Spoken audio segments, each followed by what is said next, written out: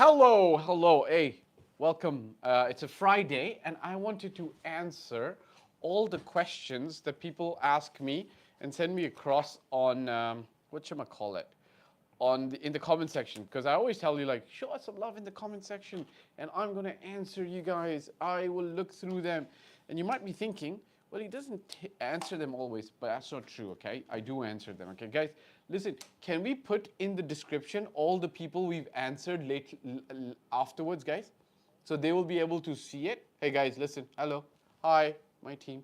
Can we put in the description the people who we have answered, their names? So then they get like a mention as well. All right, so I recently made a video on malls, how to set up a shop in Dubai, a mall. And the reason I did this is a lot of people are coming from across the world and they're business people and they want to set up a shop, retail environment, so on and so forth in Dubai, and which is perfectly fine, right? If you have a retail concept that does well in a mall, I made a video on how malls charge. So Ultra Sami said, look for a long-term lease. That's correct. So if you are getting into a mall, ideally speaking, you want to get into a long-term lease. But here's the thing. If you're coming into the Dubai market when it's booming, as it is right now, because we've got a lot of influx of tourists, people from Russia, Ukraine, across the globe, Europe, Canada, America, US, trying to avoid taxes. And now you're coming into a hot market in Dubai. Guess what? Malls have huge waiting lists. So now, in case you're a decent, half-decent brand and the mall management's willing to rent you a shop, guess what? They still want you as a half-decent brand to show your worth, put your money where your mouth is, and prove to the mall that you can actually pull traffic, have good revenues, which is why they'll offer you a long-term lease. Otherwise, they're going to offer you a short-term lease, and they're going to want you to figure it out and see how it works for you, right? On the flip side, if you're really just starting out a concept, you don't want to be locked into a long-term lease anyways, right? So it's a balancing act.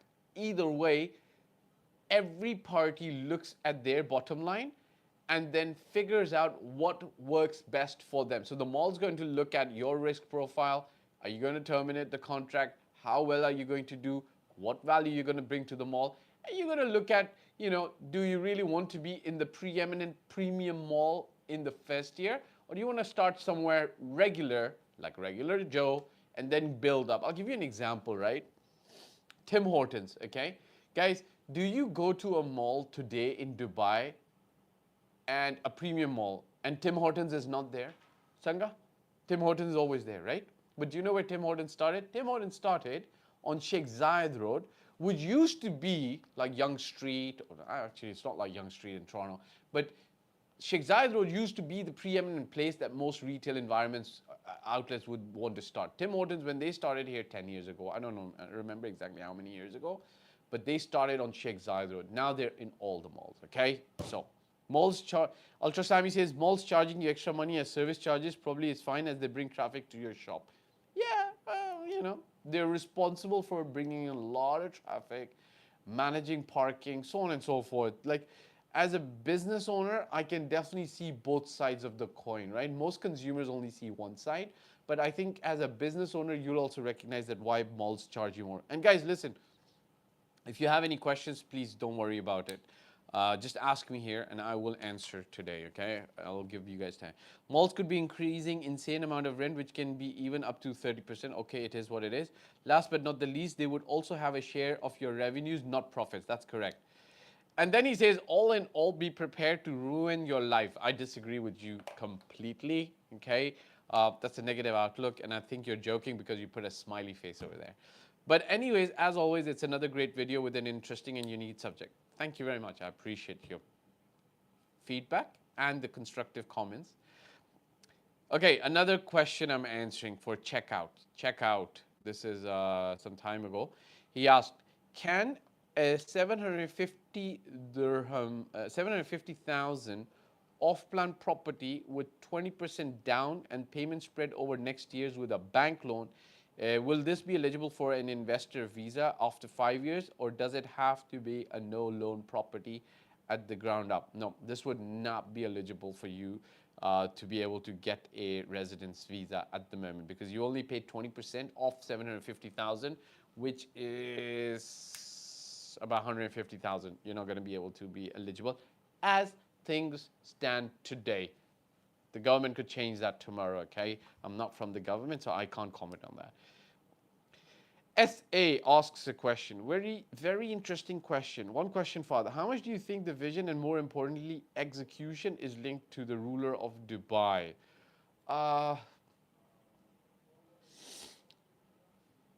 What do you want me to say, right? For me, I personally believe that the leader, at the end of the day, is completely responsible for what's happening in a business, in a household, in a city, in a country. And it's his vision that gets trickled down, generally speaking. It's the culture that he or she sets up, right? So some of you know this, some of you don't know this, but personally speaking, I was born and raised in Dubai, but my grandfather was also here, right? My family now, my children are 4 generations in Dubai. Here's the deal. It was very common knowledge.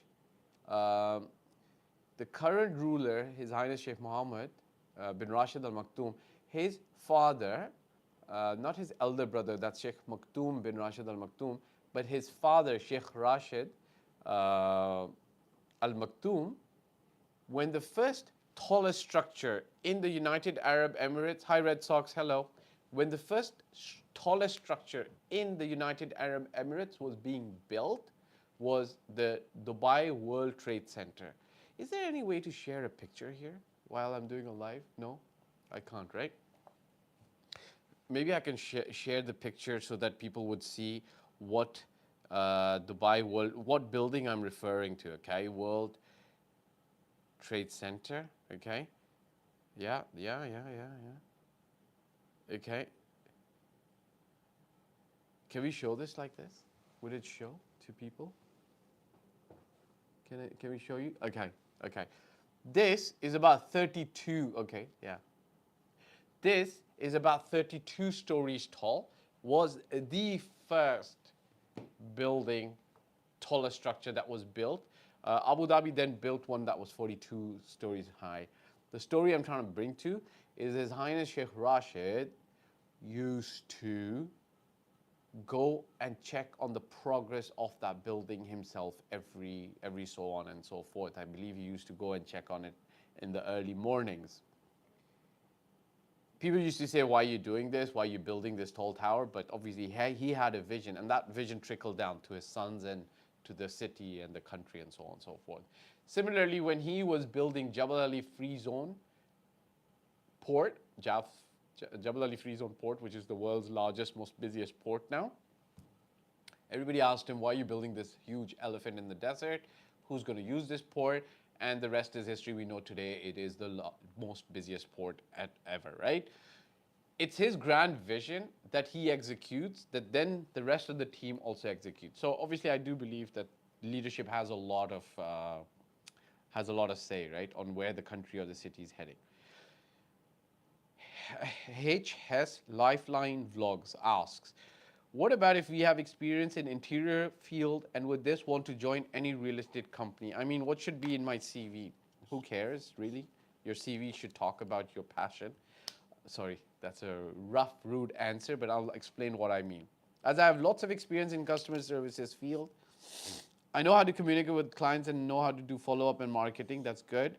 There are 2 different companies who are calling me to submit my CV, but I don't know either a Pakistani has opportunity to work with Russians or not.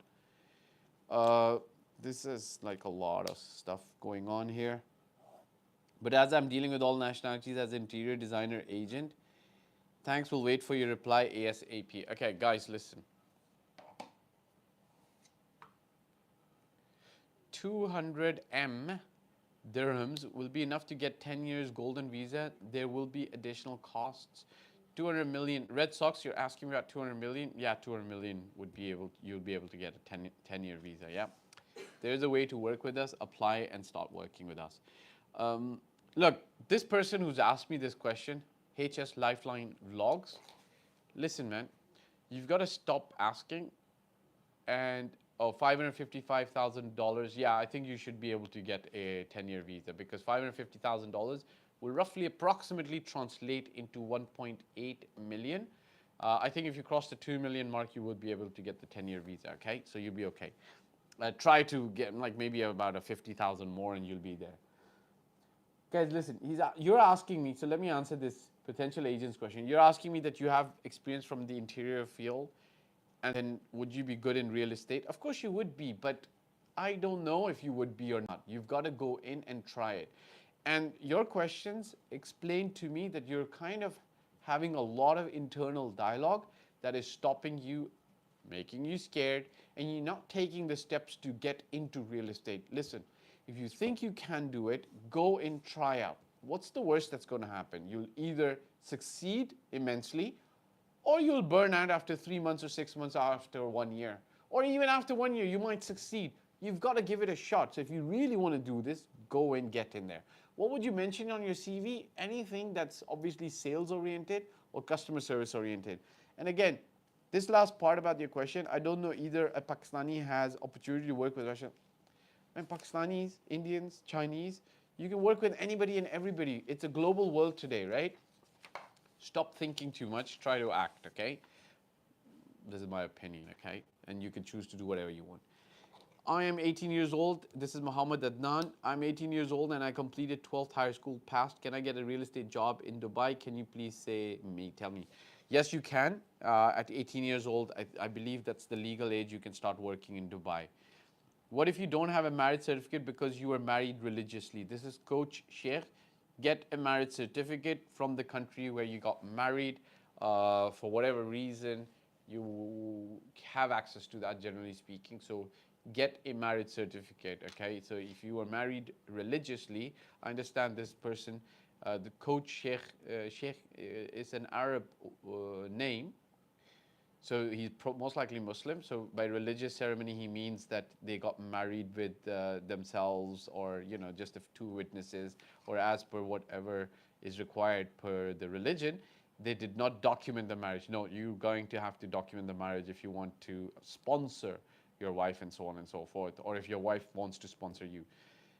So we have a question in line. Okay, question. I got a question. I answered this question. From Red Sox? Yeah, I answered this question. Okay, Red Sox, thank you for your question.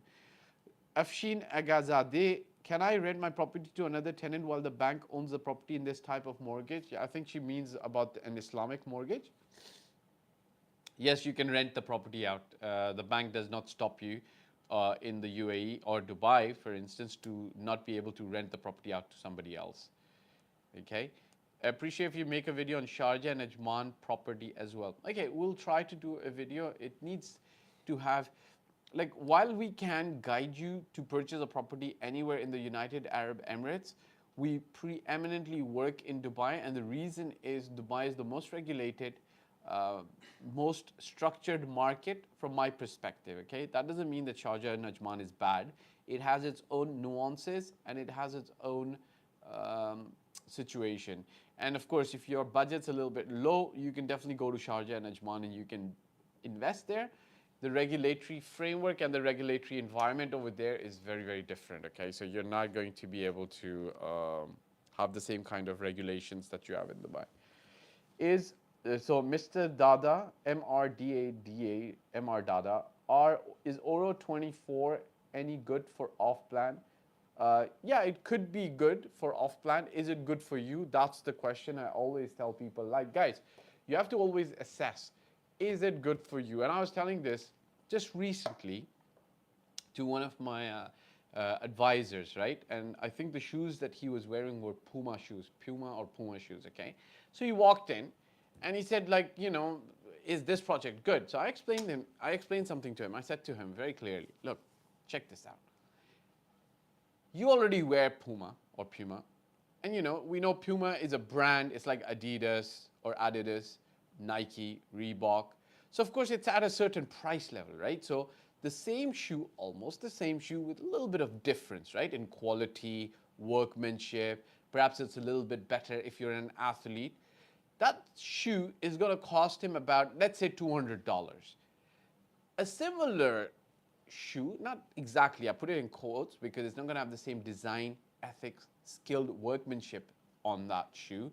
You could get in Dubai, we've got something called the day-to-day center, right? Where shoes are, I think they sell shoes as well there, right? Shoes will be ranging from 30, 40, 50 dirhams, right? So $30, $40, $50, or a car floor, right? Okay, NG, I'm going to answer your question. Just give me one moment, NG. High grade stream. Thank you very much, NG. So because he wears Puma, for him, if I was going to offer him a similar shoe, I would get him a Reebok at Nike or Adidas or, Asics, I think you call them, or Balance, or one of those shoes, right? But does that mean that the shoe that you get from Carrefour for 40 dirhams, $40 or $50, is it bad? No. For some people, that makes sense, right? It's not going to be the same level of shoe that you get from Puma or Nike or Reebok, but it makes sense. So the question is, are there some people who will wear the $40 or $50 shoes? Yes. Are they good for them? Yes. Nothing wrong with them. Are there some people who need $300 shoes or $200 because they like the better design, they have a sense of brand, they feel better with it? Maybe it's a special shoe and they have special feet, right? Both work, but both are different in terms of will it work for you, right? So the question is it Oro 20? It's not. Is it a good? Yeah, it's probably good. Is it good for you? Right? Was I able to explain this, Anu? Okay, let's take a question. NG. Hi, great stream. Question: how is Dubai for people who have asthma? Thank you. Okay, I'll tell you this. Okay, so 2007, I moved from Toronto to Dubai, and Dubai was going through its first construction boom, right? Anu, you moved from Sri Lanka here. Now, Sri Lanka also has a lot of rain. So when it rains, it settles the dust, right? And you get like clarity. It can get humid and sticky, but it's nice, right? And the first 3 months you're feeling, and you're not even asthmatic, right? You're not asthmatic, right? So she's not asthmatic, but you're feeling dust in the. So Dubai, you're gonna feel that in the first 3 months, and then your body adapts. This is for people who don't have asthma. If you have asthma, come over here on a vacation and then figure out how it works for you. Okay, so I'll tell you, like, for the first 3 months, there's definitely a little bit of dust. There's construction happening in the place here and all of that, but you've got to give it 3 months, right? It's like me moving to Canada to minus 40 degrees. How is it for people to move to minus 40 degrees? Or if I move to Sri Lanka, right, and it rains a lot, how is it for the first 3 months? So, NG, I can't answer you, like, because asthma is the medical condition and I wish you health. So I can't answer to that. I'm giving you my general experience, okay? But do people in Dubai live here who have asthma? I'm sure a lot of people. And, it's a balancing act. Vikas, hey Fahd, thanks for some great insights. What are your thoughts on Shoba One? Should one invest in the project considering it's slightly outside of MBR city and in Ras Al Khor industrial area? Thank you. TYSM. Okay, what's the lingo for TYSM? I know thank you so much. Okay, both my team, they're younger than me, but they don't know what TYSM means. I'll figure it out. Thank you so much. Look, Vikas, again, what's the right project for you, right? It could be a good, like if you look at Shoba in terms of quality, in terms of them being able to deliver, in terms of do they have the credibility of being able to deliver the quality that they promise, all of that stands as it is, right? Number two, if you look at the actual project, it's going to be very nice. It's got some golf course, etc., quality, premium, this, that, all of that it has, right? I don't believe that it's in the middle of the industrial area. I think it's going to be like slightly segregated, number one. Number two, I believe a lot of that industry is moving outside of Dubai. So we're going to start seeing more and more, in my opinion, more and more development taking place over there. Now the question is, let's say, and I'm going to just give you an insight. Let's say you as a person are looking for a 3 or a 4 bedroom apartment to live in.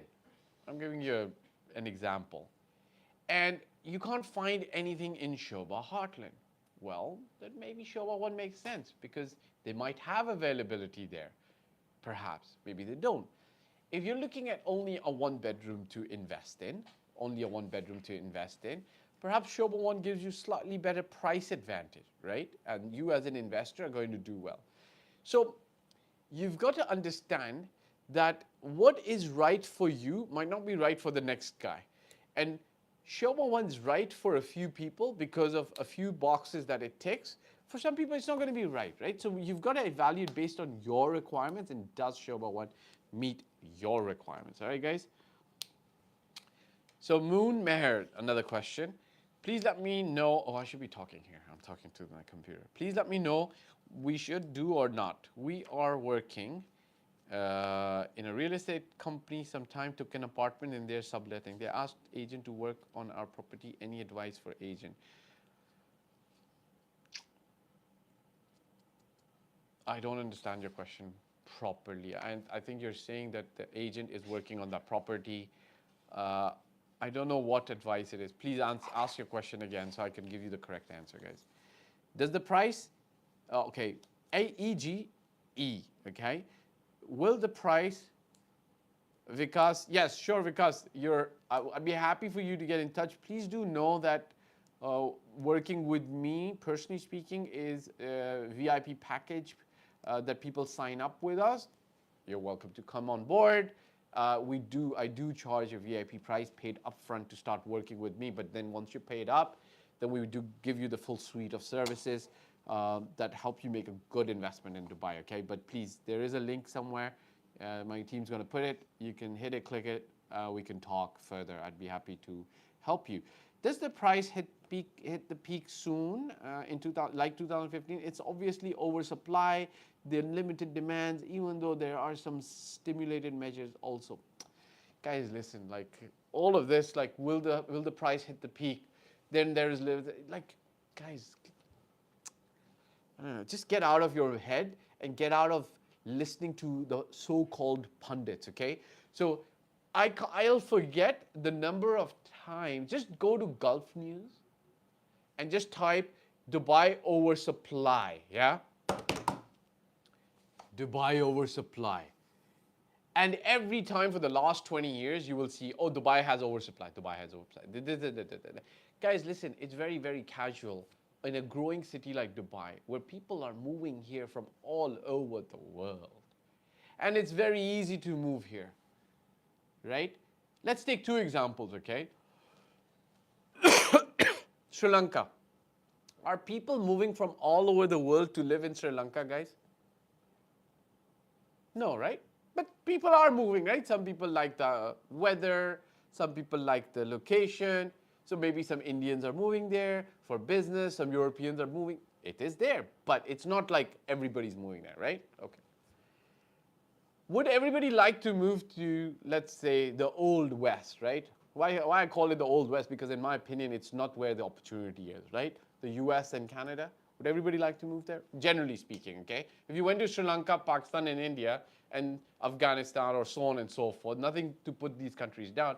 But if the US Embassy said, we're taking everybody, whoever wants to come, everybody wants to go, right? Can everybody go in reality, though? No, because there's a process. Dubai, United Arab Emirates, and then there's Qatar, and Saudi Arabia is opening up. These are places where the countries are open. Come. You can get a job here, you can do business here, you can invest here, you can buy property here, you can live here, and you don't need to do anything. You can retire here, go to the beach, so on and so forth.